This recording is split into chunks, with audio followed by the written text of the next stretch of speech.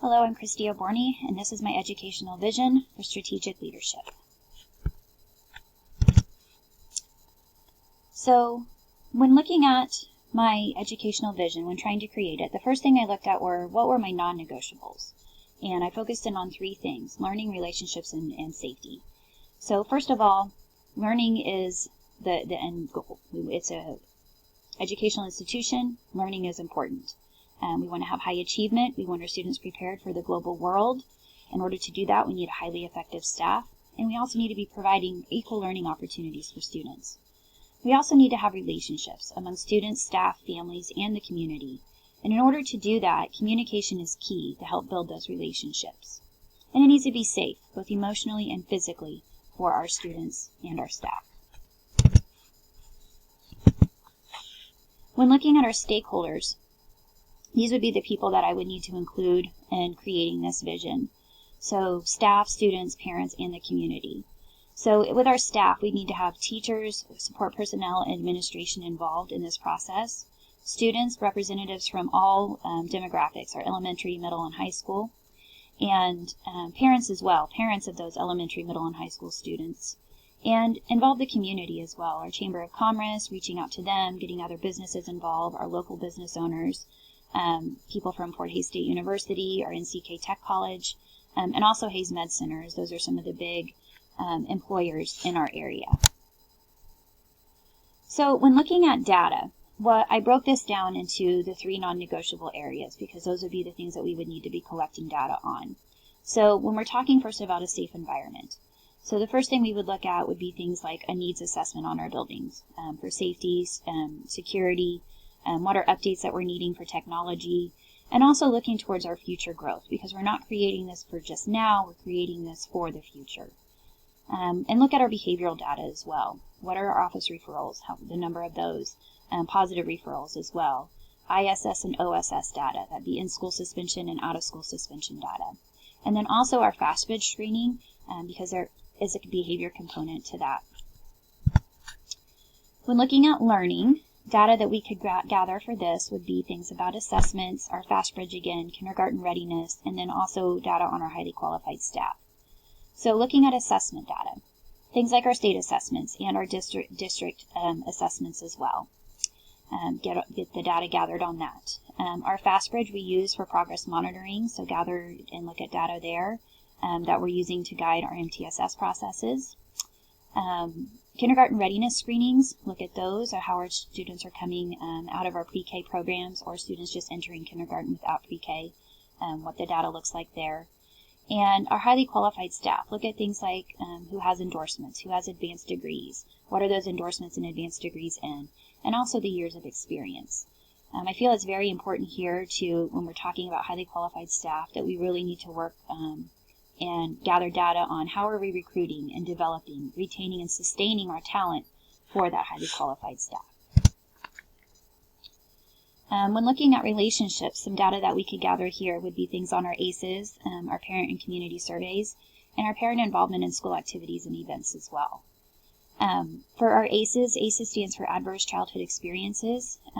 That gives us information. The teachers have to fill out surveys on their students twice a year about ACEs scores to give us some information about students and families, and kind of helps us see which ones are most at risk.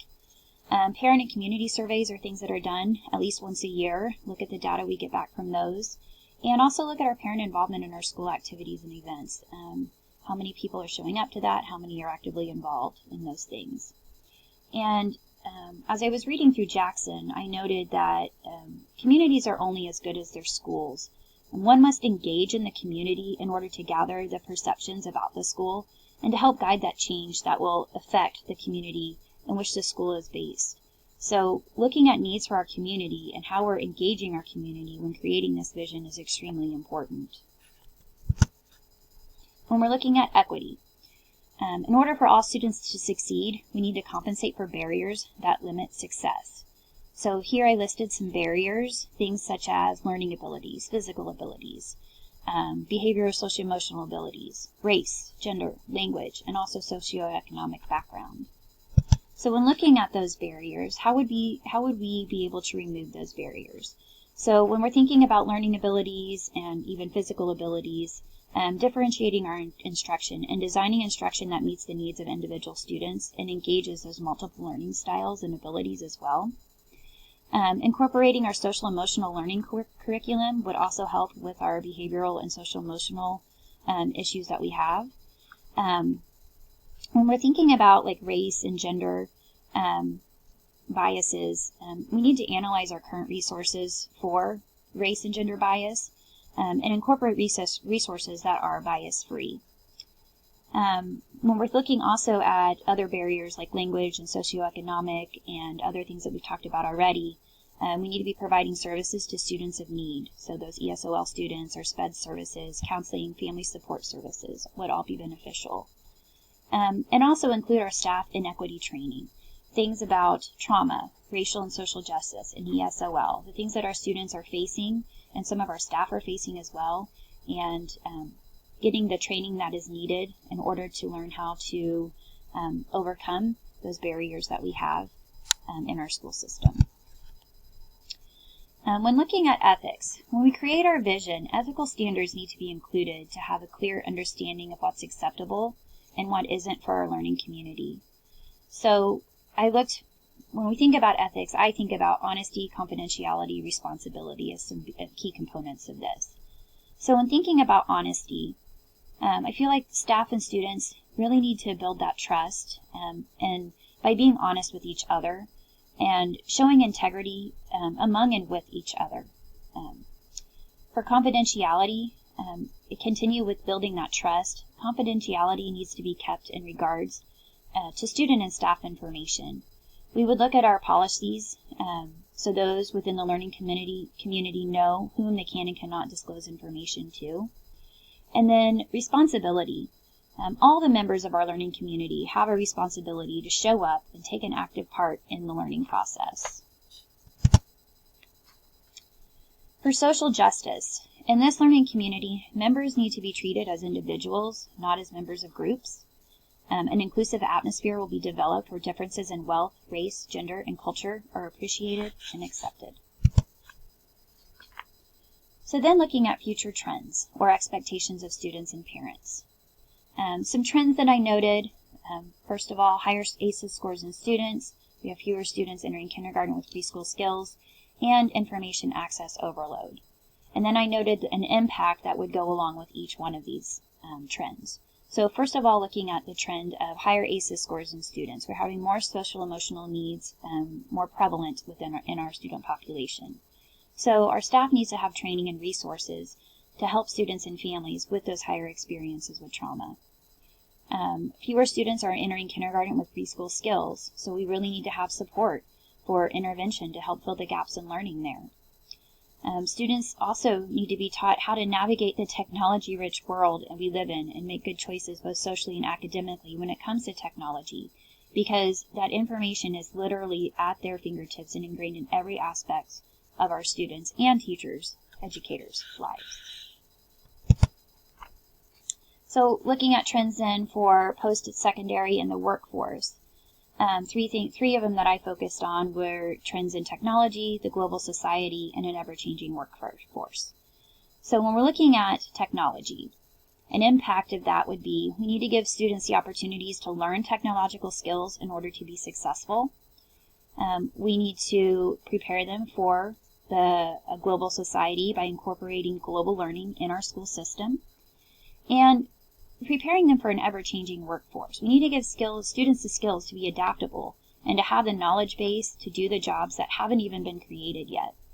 When I was looking at Hines and Bishop's book, I noted the forecasting step as being very important here because we're forming alternatives by looking at alternate futures. We're not preparing students for the workforce as it is now. We're preparing them for the workforce as it will be. And I also looked at the work of Goldman and Salem and how they differentiated between both internal and external motivations. I talked a lot about internal institutional values, but here we need to really look at the external, as this is the world our students will be a part of as they leave our school district. So all of these things led up to the development of this educational vision, which is 489's vision is to promote a safe, inclusive, and equitable learning environment for all students where relationships are fostered among staff, students, and families to achieve success. Hashtag CRES. So the question of where are Kotter's elements? Well, first of all, is this imaginable?